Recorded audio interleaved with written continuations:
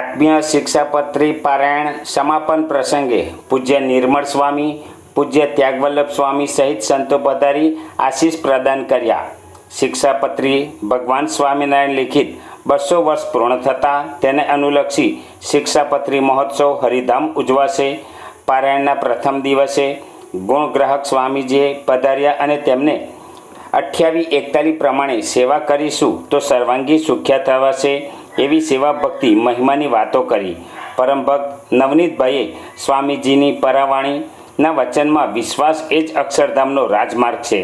પ્રગટ ગુરુહરિ પરમ પૂજ્ય પ્રેમ સ્વરૂપ સ્વામીજી મહારાજના જીવન પ્રસંગોની ઝાંખી કરાવી. પરમ ભક્ત રોશનભાઈ કંથારિયા, યુવાની તો ધન્ય બને જો જીવનમાં ભગવાન ધારક સંતની સાથે સાચી મૈત્રી થાય. બીજા દિવસે પરમ ભક્ત સંજયભાઈ કલિયારીએ પોતાની જોશીલી વાણીમાં યુવાનોને યુવા સેવામાં દોડવા માટે ભજન કરી નિમિત્ત થવાની પ્રાર્થના કરી હતી. પરમ ભક્ત રાજુભાઈ કાવા, પ્રગટ ગુરુહરિ પ્રેમ સ્વરૂપ સ્વામી મહારાજના યુગ કાર્યમાં યુવાનોને જોડાવવા સ્વાધ્યાય ભજન કરીશું. અઠવાડિક સભામાં યુવાનોને લાવીશું તથા પૂજ્ય શ્રુતિ પ્રકાશ સ્વામીજીએ માંટળે ભાવ એવા સેવા કરવાના પ્રસંગો સહિતની વાત કરી. પ્રાદેશિક સંત પૂજ્ય શ્રીજી વલ્લભ સ્વામીજીએ સૌ ભક્તોની સેવા ભક્તિને બિરદાવી હતી અને પૂજ્ય નિર્મળ સ્વામી અને પૂજ્ય ત્યાગવલ્લભ સ્વામીએ આશીષ આપતા જણાવ્યું હતું, ભગવાન શ્રી સ્વામિનારાયણે 200 વર્ષ પહેલાં વડતાલ ધામની ધરતીને ગ્રહણ કરી અને સર્વજન હિતાય સર્વજન સુખાય એવા શિક્ષાપત્રી ગ્રંથને અર્પણ કર્યો. એ વાતને આ વર્ષે 200 વર્ષ પૂર્ણ થવા જઈ રહ્યા છે ત્યારે ભગવાન શ્રી સ્વામિનારાયણના આશ્રિત એવા તમામ મુમુક્ષુઓ, તમામ સંસ્થાઓ શિક્ષાપત્રી દ્વિશતાબ્દી મહોત્સવનો અદ્ભુત ઉત્સવ ઉજવી રહ્યા છે.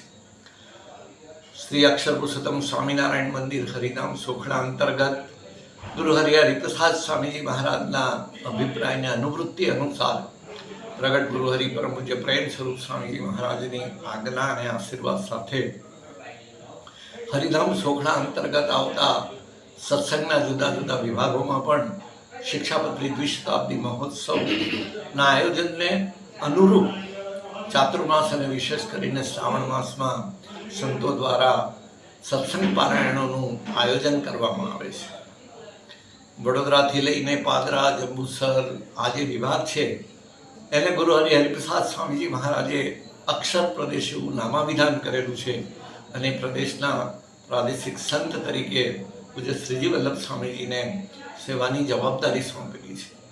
સત્વરે પૂજ્ય શ્રીજી વલ્લભ સ્વામીજી અને આ પ્રદેશના વડીલો પૂજ્ય દિનુભાઈ કલક, કિરણભાઈ મકવાણા, ગુરુભાઈ વગેરે વડીલોના નેતૃત્વમાં આ વિસ્તારના મુમુક્ષુઓને વિશેષ લાભ મળે એવા મંગલમય હેતુથી ગજેરાની ધરતી પર ત્રિદિવસીય શિક્ષાપત્રી પારાયણનું આયોજન કરવામાં આવ્યું છે. આજથી લગભગ 25 વર્ષ પહેલાં ગુરુ હરિપ્રસાદ સ્વામીજી મહારાજે પણ 22, 23 અને 24 ઓગસ્ટના દિવસોમાં જ ગજેરાની ધરતી ઉપર શ્રી ઠાકોરજી તથા સંતો સાથે ભવ્ય શોભાયાત્રામાં ભક્તોને, મુમુક્ષુઓને દર્શન, સ્મૃતિ અને આશીર્વાદનું અદ્ભુત સુખ આપ્યું અને પારાયણની પૂર્ણાહુતિ કરી હતી.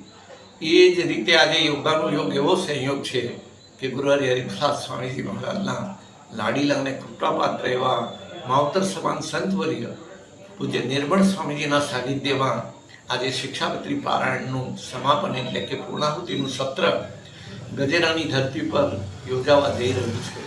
સમગ્ર ગજેરા ગામ તેમજ આજુબાજુના હજારો મુમુક્ષુઓ 3 દિવસથી આ પારાયણનો અદ્ભુત લાભ લઈ રહ્યા છે. ભગવાન શ્રી સ્વામિનારાયણે શિક્ષાપત્રીમાં સદવિદ્યા અને સદ્ધર્મ પ્રવર્તનની આજ્ઞા કરી છે. નાના નાના એવા અદ્ભુત નિયમો ભગવાન શ્રી સ્વામિનારાયણે આપ્યા છે, જેના માટે ગુરુ હરિપ્રસાદ સ્વામીજી મહારાજ હંમેશા કહેતા કે આ શિક્ષાપત્રીનું પાલન કરે તો કોઈ પણ વ્યક્તિને કોઈ પણ પ્રકારનું દુઃખ ના આવે.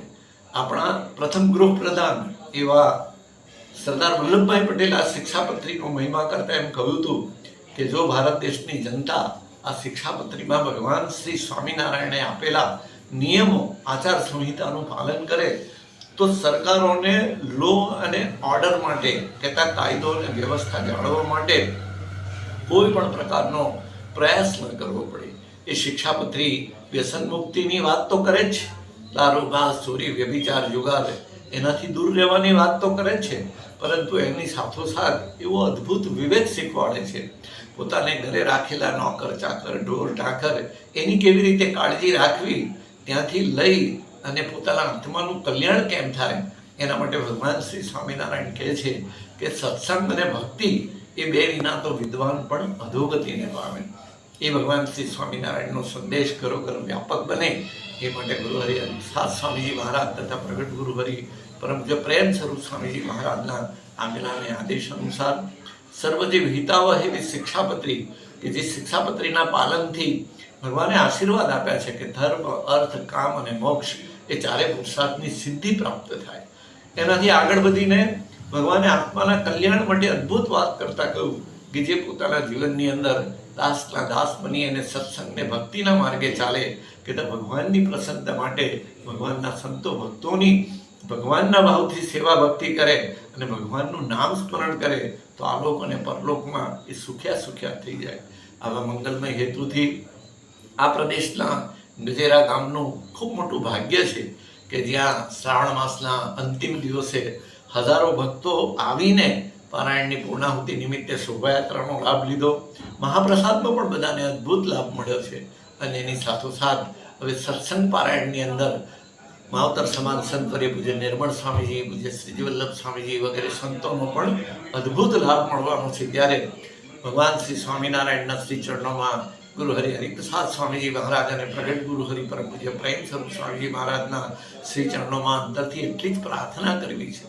આજના મંગલમય અવસરે આ જ સમયમાં અમેરિકાની ધરતી ઉપર ન્યૂ જર્સી સ્ટેટમાં રેન્ડોટ ટાઉનની અંદર પ્રગટ ગુરુહરિ પ્રેમ સ્વરૂપ સ્વામીજી મહારાજ અને સંતોના સાનિધ્યમાં ત્યાં મંદિરનું નિર્માણ થયું છે. એમાં મૂર્તિ પ્રતિષ્ઠાનો ઉત્સવ ચાલી રહ્યો છે. એક તરફ વિદેશની ધરતી ઉપર ભગવાન બિરાજમાન થઈ રહ્યા છે, ઠાકોરજી બિરાજમાન થઈ રહ્યા છે, અને બીજી તરફ અહીંયા સૌ મુમુક્ષુઓના હૃદયમાં બિરાજમાન થવા માટે શિક્ષાપત્રીના આશીર્વાદનો અદ્ભુત લાભ મળી રહ્યો છે. ત્યારે ભગવાનના શ્રી ચરણોમાં ગુરુહરિ સ્વામીશ્રી અને પ્રગટ ગુરુહરિ પ્રેમ સ્વરૂપ સ્વામીજીના શ્રી ચરણોમાં અંતરથી એટલી જ પ્રાર્થના કરીએ કે આ શિક્ષાપત્રીના જે વચનો છે એ સૌના હૃદયમાં સ્થિર થાય, શિક્ષાપત્રી પ્રમાણે જીવન જીવી અને સૌ તનથી મનથી ધનથી અને આત્માથી સુખ્યા થાય એ પ્રભુ ચરણે ગુરુહરિ ચરણે અંતરની પ્રાર્થના. જય સ્વામિનારાયણ.